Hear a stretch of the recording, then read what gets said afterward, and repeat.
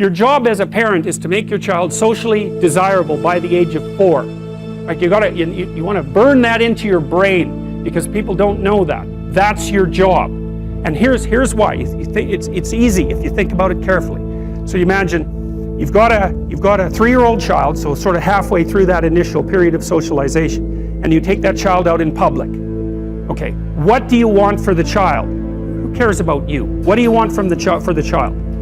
You want the child to be able to interact with other children and adults, so that the children are welcoming and smile and want to play with him or her, and so the adults are happy to see the child and treat him or her properly.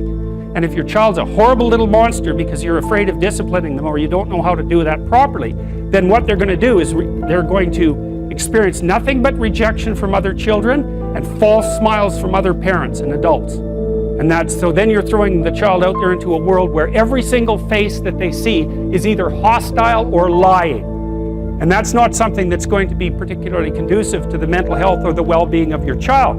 If your child can learn a couple simple rules of behavior, like don't interrupt adults when they're talking too much, and pay attention, and try not to hit the other kids over the head with the truck any more than is absolutely necessary, and share and play properly, then when they meet other kids, the kids are going to try out a few little play routines on them, and that's going to go well, and then they're going to go off and socialize each other for the rest of their lives.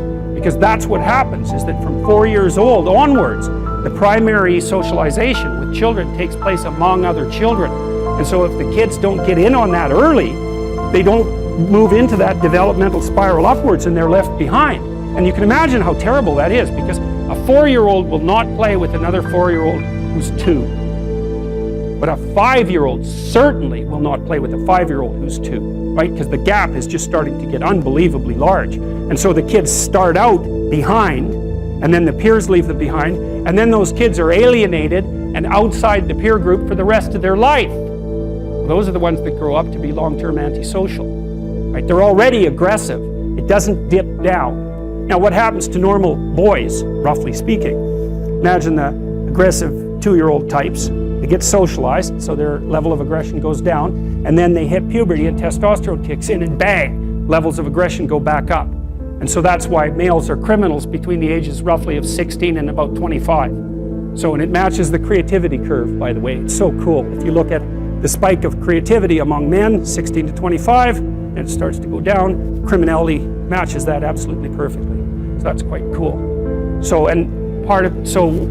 The testosterone levels raise the average level of aggression among men. It's more dominance than aggression, actually, and testosterone is by no means all bad. And then it starts to decrease at about age 25 or 26, which is usually when men stop staying up late at night, stop drinking as much, develop a full-time career, and take on the burdens and responsibilities and opportunities that are associated with a long-term partner and family.